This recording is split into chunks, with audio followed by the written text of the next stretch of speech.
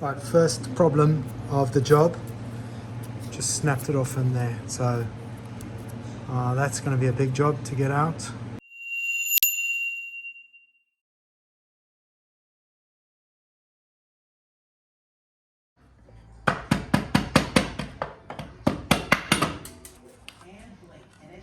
That's pretty knacked.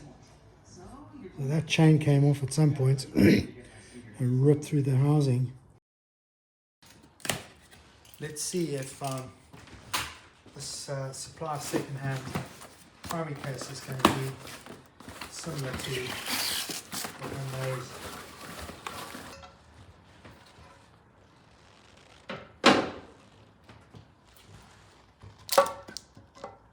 It fits. It fits. So this is what I did. I just tapped that one half gently, see if I could dislodge it, and it turned out to be fairly easy to get out. Very easy.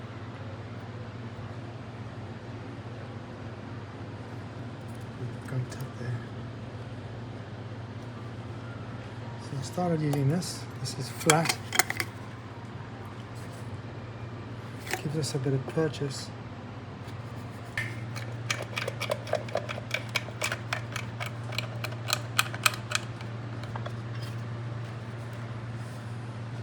Got to say, man, this bike is weird. It looks so worn on the outside, but in here,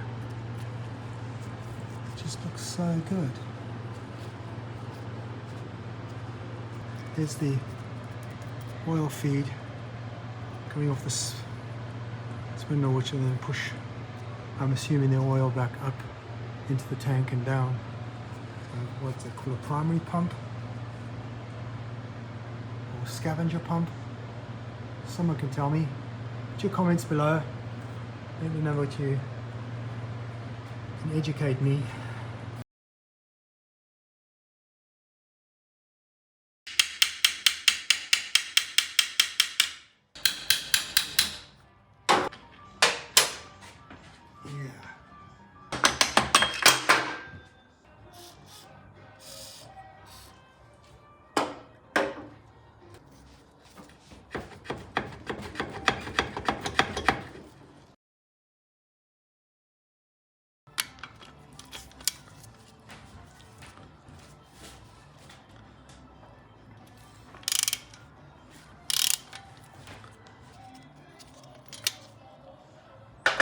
How do you torque the head?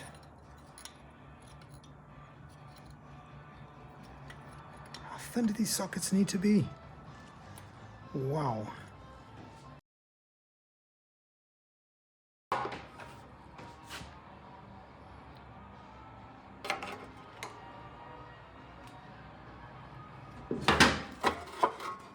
Oh, there's a real fiddle there.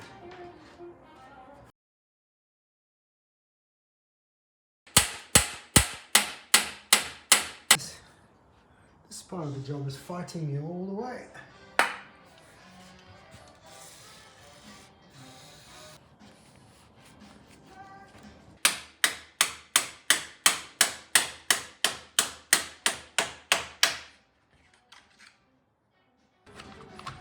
Okay, here we go. My goodness.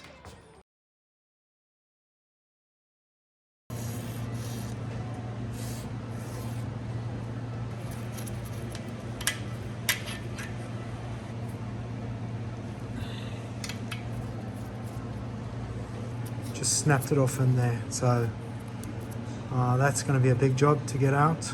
People have asked me, how do I do this if I have a day job? Well, I've had a long day already at work. I'm at 6, and this is just the thing that calms me down. I don't do it every night because I like going home to my family. But before I go, what have I learned about this bike? Well, it's pretty quirky the way the designers had made the bolts to to require specific sockets and spanners to get.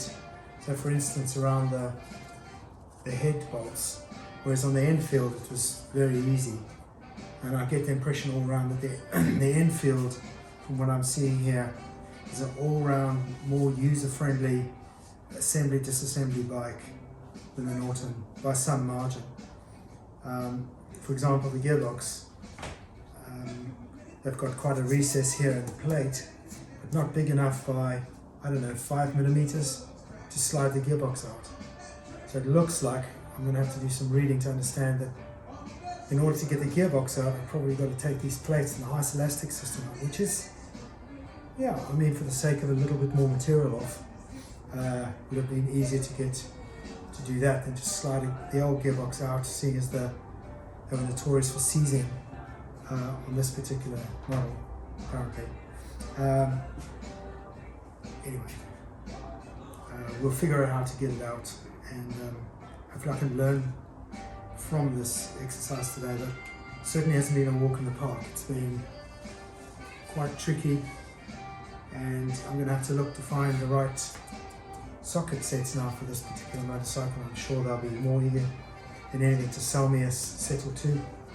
It just seems a waste of. It's got all these other tools here which I bought for this particular purpose, but they're largely going to be redundant for these specific areas. But never mind, small price to pay for a lot of joy.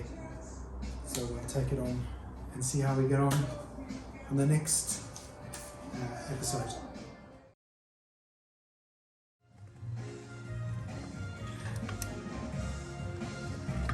Oh, lucky. Okay, that's good. That means I can get the head off. It's my excitement for you. Can't wait to see what's underneath here. Calm down, Robbie.